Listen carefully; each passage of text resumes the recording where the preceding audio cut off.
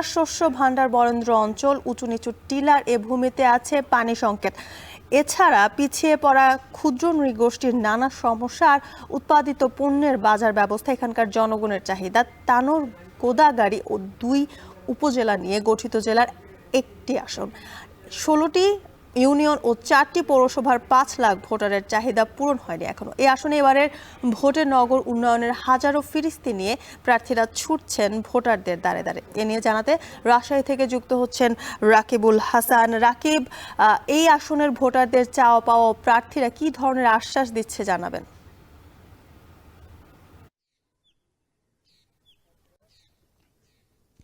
যদিও আসলে উঁচু নিচু বরেন্দ্র এলাকার সবচেয়ে বড় যে সমস্যা সেটি হচ্ছে পানি।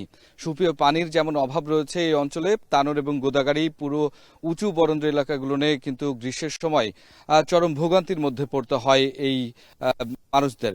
এবং একই সাথে চাষবাসের জন্য কিন্তু আসলে পানি সংকটের কারণে কখনো কখনো যে ধানের উৎপাদন সেটিও আসলে কমাতে হয়, যার কারণে এই অঞ্চলে এবারে ভোটারদের তারা চাচ্ছেন যে এই সমস্যার থেকে আসলে নিরসন তারা কিভাবে পাবেন, এবং একই সাথে এই অঞ্চলে যে শিক্ষা প্রতিষ্ঠান এবং সড়ক যোগাযোগের যে উন্নয়ন সেটিও তারা প্রত্যাশা করছেন। এবং দীর্ঘদিন থেকে রাজশাহী, তানোর এবং গোদাগাড়ী যে এক আসনটি রয়েছে সেখানে প্রায় 6 লাখেরও বেশি কাছাকাছি ভোটার, তারা কিন্তু আসলে যে প্রত্যাশাটি করেন সেটি হচ্ছে তাদের যে উৎপাদিত পণ্য সেটির আসলে বাজারজাতকরণের সঠিক বাজার ব্যবস্থা। কেননা এখানে আসলে হাট বাজারের যে সংখ্যা সেটি আসলে খুব একটা বেশি নেই এবং তার যে অবকাঠামোগত উন্নয়ন সেটি আসলে হয়নি, যার কারণে এখানকার যারা ভোটার আছেন তারা চাচ্ছেন যে এবারে আসলে যারাই প্রার্থী হয়ে আসুন না কেন তারা আসলে এই বিষয়গুলোতে নজর দিবেন এবং তাদের এই ধরনের সমস্যাগুলো আসলে নিরসনে কাজ করবেন, এটাই তারা প্রত্যাশা করছেন।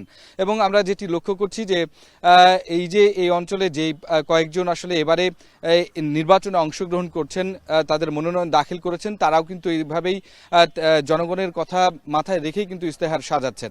এবং আজকে ঠিক বিকেল 4:30টায় এই নিয়ে জেলার যে শীর্ষ নেতাকর্মীরা রয়েছেন বিভিন্ন দলে, তাদেরকে নিয়ে আমরা ভোটারের ইস্তেহারে কথা বলবো, সেটি দেখার জন্য আমন্ত্রণ রইল দর্শকদের। তবে এর পাশাপাশি বলে রাখি যে এখানকার যারা ভোটার আছেন তারা বলছেন যে তাদের শস্য উৎপাদন যথেষ্ট পরিমাণ হচ্ছে এবং উদ্বৃত্ত যে শস্য সেখান থেকে আসলে বিকল্প পণ্য উৎপাদনের জন্য যে ধরনের শিল্পের আসলে প্রয়োজন সেটি আসলে কিন্তু হচ্ছে না। বিগত 5 থেকে 6 বছরে কিন্তু রাজশাহীর এই উঁচু বরেন্দ্র এলাকায় আলুর চাষ যেমন বেড়েছে, একই সাথে বিভিন্ন ফলের কিন্তু চাষ বেড়েছে। এখানে ধানের পরিমাণ খানিকটা কমে কিন্তু এখানে পেয়ারা, মালটা এবং একই সাথে ড্রাগন ফলের যে উৎপাদন সেটি আসলে বৃদ্ধি পেয়েছে। কিন্তু এটি আসলে বাজারজাতকরণের সময় যে মূল্য কম পাওয়া, সেই ক্ষেত্রে আসলে এটির রপ্তানি এবং একই সাথে অন্য কোনো বিকল্প পণ্য উৎপাদনের জন্য যে শিল্প ব্যবস্থা সেটি আসলে এখানকার সাধারণ মানুষ চাচ্ছেন। তো এই ছিল রাজশাহী থেকে এখনকার মতো আমার কাছে সর্বশেষ খবর। আম্রপালি, স্বাদে খাঁটি, গুণে ভরপুর, সবার পছন্দের প্রিমিয়াম শরবত, রিয়েল ম্যাজিক ইন এভরি